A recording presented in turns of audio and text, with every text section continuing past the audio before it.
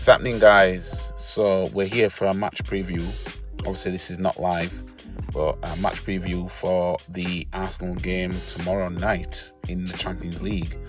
Arsenal versus Olympiakos. I wouldn't say Marseille for some reason.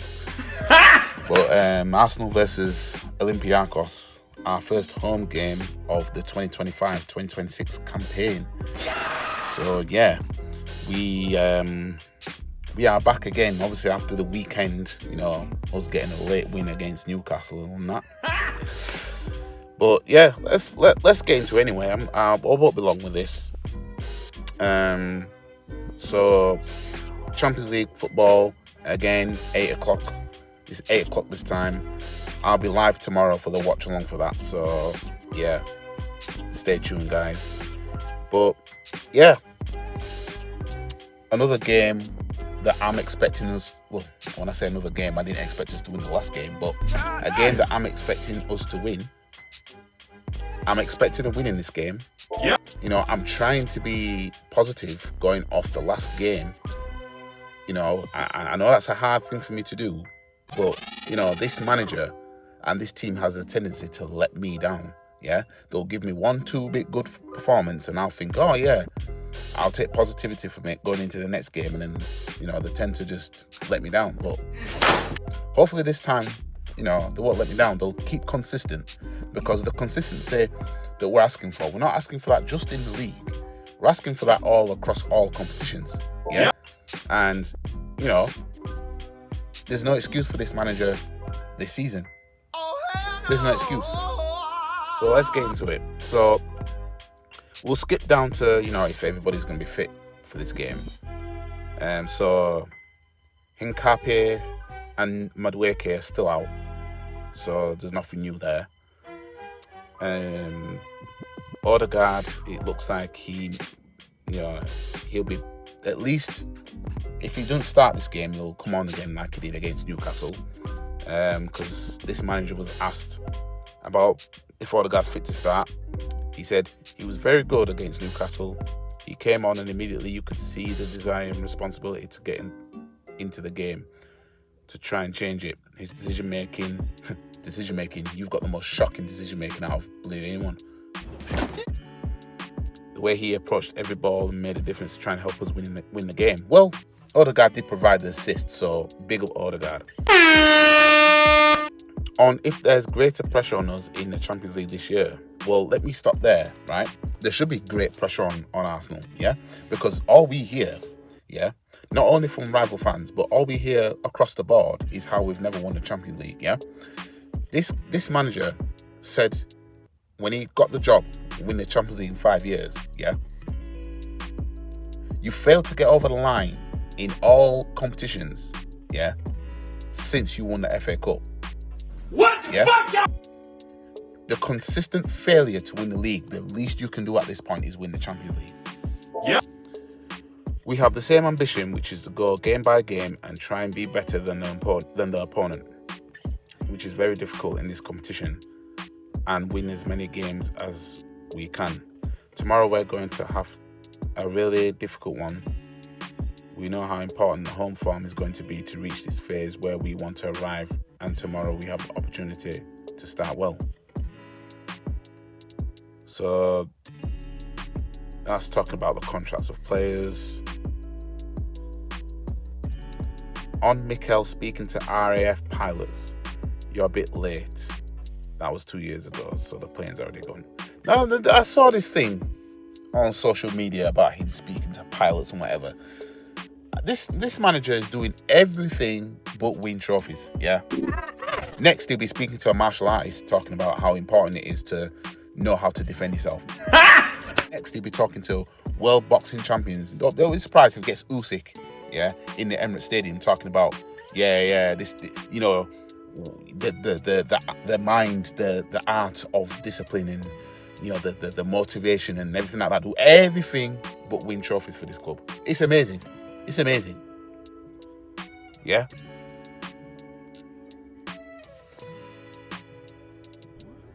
So his first European tie is our manager against Olympiakos. So, Last time we played the Olympiakos, they knocked us out of the Europa League. Yeah, in this manager's early start to, his unfortunate managerial career at Arsenal. So this is him speaking on his first European tie as our manager against Olympiakos. That's the beauty of football as well. I perfectly remember when we scored the goal, when we conceded the equaliser, the last chance that we had in the last second of the game as well to go through. What happened after that as well, when COVID and everything hit. So it's part of the journey to get to where you are. It's a good example, like Saliba, to get where you want to get. Sometimes you have to go through moments you probably didn't expect to go through. Well, fam, we've gone through too many fucking moments with you, yeah, as our manager, of not getting over the line, yeah. You're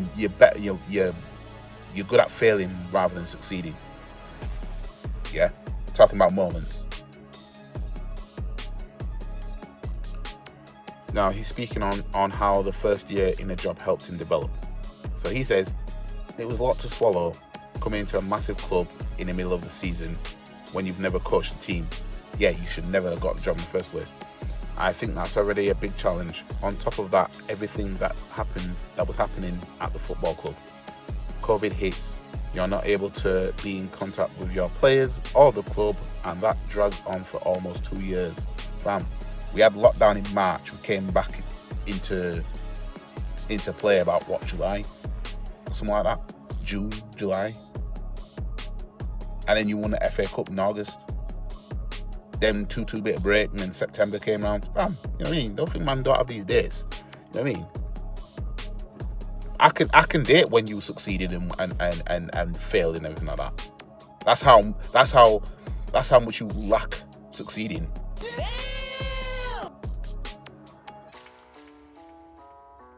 It's a lot, but it was an experience, and I learned a lot from it, and I think it made all of us better. So he's speaking on the tunnel being moved at the Emirates Stadium to improve the atmosphere. As a club, we have always had the ambition to generate the best atmosphere in the world at the Emirates Stadium. We have the best supporters in the world, and now we have to facilitate everything. The team has to give the right feelings to our supporters every time we play in front of them. We need to facilitate the stadium in a manner that we want, and need to ignite the will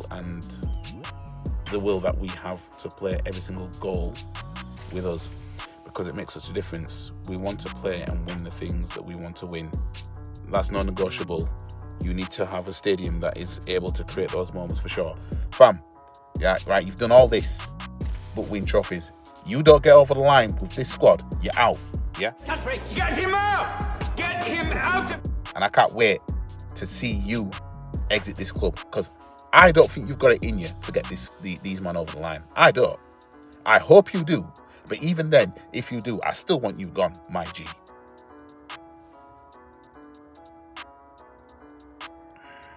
On when he was first aware of the talent of Max Dolman. The first conversation was probably with Per Mertesacker. We were talking about the talent and what he could see and feel that could reach the level that we needed. Straight away, his name came up, and then we started to look at him and the way he's developed himself, and the steps that he's taken, and the speed he's taken them. He's probably unheard of. He's fully with us. He's part of us. He trains with us. He's got the same chances as anybody else. Yeah, this would be big for Max Dolman if he can make his Champions League debut tonight. Like if he comes off the bench, especially if he makes something happen. Yeah. So on how Victor Gyökeres stood up to the challenge at Newcastle. So this manager says, I loved it. I absolutely loved how he took it. He went on board. Not a single moment where he was showing frustration. I told him that you're going to get some decisions, some others not.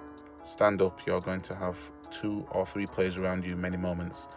The ball's in the air and a lot is going to happen. But I loved his reaction. I loved the way he handled the situation emotionally, and also because he was involved in a lot of dangerous moments that he created. He was very much involved in them. It's a pity that he didn't score a goal at the end, because in my opinion he fully deserved it. And yeah, like I said, the goals will come. Yeah, Gyökeres will get used to all this. I like this. you haven't seen the best of Gyökeres in an Arsenal shirt yet. You haven't. You know what I mean? He's got, 3 goals so far this season. You know what I mean? And there's more to come on what Eze brings to a central position compared to Odegaard. So this manager says, I think he's got this different quality, that he does things that in the book they are unexpected. When you think he's going to turn right, he goes left. When he thinks that he's going to take another touch, he releases the ball. It's his vision. He's a player who can create those magic moments, and at some point he can steal the ball in a way that not many players can do.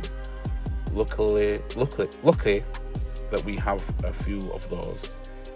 But the more we put him in central positions in those conditions, especially when there's a threat around him, we're playing his strengths. Well, I'll tell you what, you might want to start Eze in the middle more often, yeah?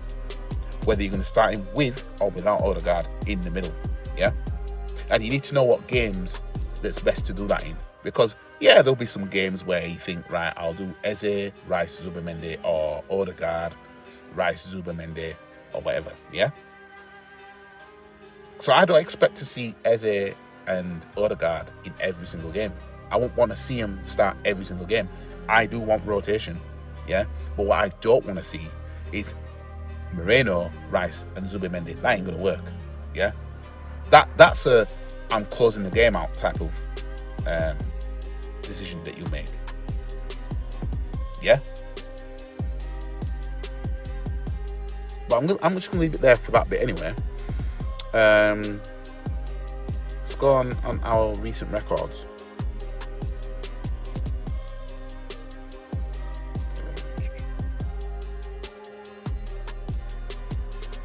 So Arsenal have won 4 of the last 5, drawing 1. And Olympiakos have won 3 of the last 5, drawing 2. And players who will not play is Jesus and Madueke. And then Henkape is questionable according to Flashscore. And the predicted lineup for us is Ryan goal, Timber, Saliba, Gabriel, Luis Skelly, Odegaard, Zubimendi, Moreno, Saka, Gyökeres, Martinelli is a predicted lineup. I personally would I'd go with that back 4. Yeah, I'd bench Calafiori. And I'd go with Odegaard and Eze and Zubimendi. And then I'd go with Saka, Gyökeres and Martinelli. That's what I'd start with. That's personally what I'd start with. Yeah? But we'll have to see. We're 8th in the Champions League table as it stands at the moment. Club Brugge are top at the moment because they're winning. Real Madrid are 2nd because they're winning right now. So we're 8th in the table. You know, top 8 is what matters. That's where we want to be. You know, so I don't care about finishing top of the Champions League. You don't get anything for doing that. You know what I mean? In terms of my score prediction for this game, I'm going with Arsenal 2, Olympiakos 0. Yeah, I'm trying to be positive. And the positive is me predicting a clean sheet. Yeah. But then again, I predicted a clean sheet at Anfield, didn't I? I think I said 1-0.